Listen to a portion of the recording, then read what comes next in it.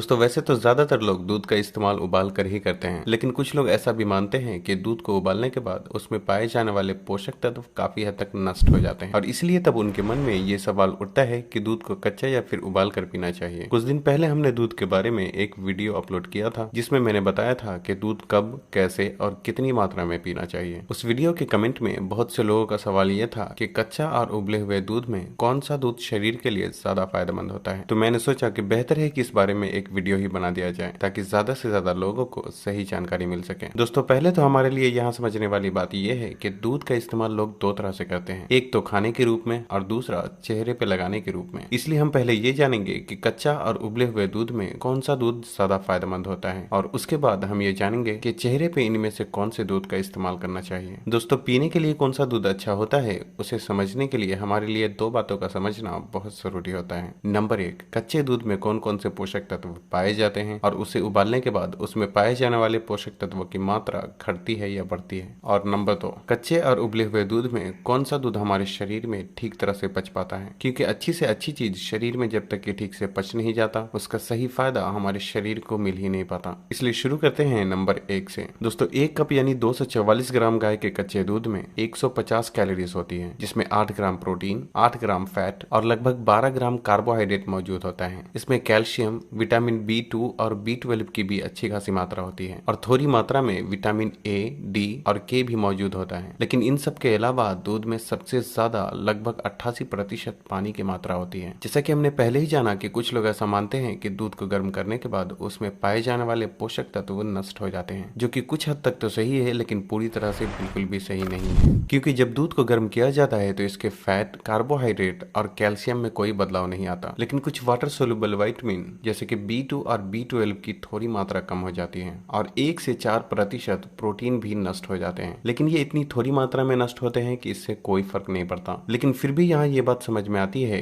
कि थोड़ा ही सही लेकिन कच्चा दूध उबले हुए दूध के मुकाबले न्यूट्रिशन के मामले में ज्यादा बेहतर होता है। लेकिन अब यहाँ ये सवाल उठता है कि जब कच्चे दूध में उबले हुए दूध के मुकाबले ज्यादा पोषक तत्व होते हैं तो क्यों ना दूध को उबालने के बजाय इसे कच्चा ही इस्तेमाल किया जाए, जिससे कि हमें ज्यादा फायदा भी मिले और साथ ही साथ समय की भी बचत हो। लेकिन यहाँ हमारे लिए समझने वाली बात यह है कि कच्चा दूध उबले हुए दूध के मुकाबले बेहतर तो होता है, लेकिन ये हाई न्यूट्रिशनल और एनिमल प्रोडक्ट होने की वजह से जैसे ही दूध को जानवर से बाहर निकालते हैं उसके तुरंत ही बाद इसमें जानवर, हवा, दूध निकालने वाले बर्तन और दूध निकालने वाले व्यक्ति के हाथों के जरिए ब्रूसेला, कैम्पिलोबैक्टर, इकोलाई, लिस्टेरिया और सल्मोनेला जैसे बैक्टीरिया दूध में प्रवेश कर जाते हैं और तब बैक्टीरिया को मारने के लिए दूध को गर्म करना बहुत जरूरी हो जाता है ताकि शरीर को कोई नुकसान न हो। लेकिन जब कोई कच्चा दूध पीता है तो साथ ही साथ उसमें मौजूद बैक्टीरिया भी शरीर के अंदर प्रवेश कर जाता है और तब अगर व्यक्ति का इम्यून सिस्टम मजबूत रहता है तो वो शरीर के अंदर ही बैक्टीरिया को मार देता है। लेकिन जब कभी कुछ बैक्टीरिया पेट में नहीं मर पाता तो वो आंतों की दीवार पे चिपक कर मल्टीप्लाई होने लगता है और शरीर के अंदर ही अंदर बढ़ने लगता है और तब व्यक्ति इन्फेक्शन, पेट दर्द, पाचन में गड़बड़ी, उल्टी, दस्त और बुखार जैसी बीमारी का शिकार हो जाता है। और इतना ही नहीं, लंबे समय तक कच्चे दूध का इस्तेमाल करते रहने से शरीर में बैक्टीरिया की मात्रा इतनी ज्यादा बढ़ जाती है कि कभी कभी व्यक्ति गंभीर बीमारी का शिकार भी हो जाता है। खासकर बच्चे, बूढ़े और प्रेग्नेंट औरतों को कच्चे दूध का सेवन कभी भी नहीं करना चाहिए, क्योंकि इन लोगों का इम्यून सिस्टम कमजोर होता है जिसकी वजह से बैक्टीरियल इन्फेक्शन होने के चांसेस बहुत ज्यादा रहते हैं। अब कुछ लोग ये भी कहेंगे कि मैं तो कच्चे दूध का इस्तेमाल करता हूँ लेकिन मुझे तो कुछ नहीं होता। तो ऐसे लोगों के लिए मैं यही कहना चाहूंगा कि शुरुआत में हर किसी को बैक्टीरियल इन्फेक्शन नहीं होता। जिसका इम्यून सिस्टम मजबूत होता है वो कुछ दिन तक बैक्टीरिया के नुकसान से बच जाता है। लेकिन कच्चे दूध के लगातार सेवन करते रहने से जैसे जैसे पेट में बैक्टीरिया की मात्रा बढ़ती है वैसे वैसे शरीर को नुकसान पहुंचने के भी चांसेस बहुत ज्यादा बढ़ जाते हैं। इसलिए जानबूझकर कच्चा दूध पीकर खुद को खतरे में डालना बिल्कुल भी सही नहीं है और इसलिए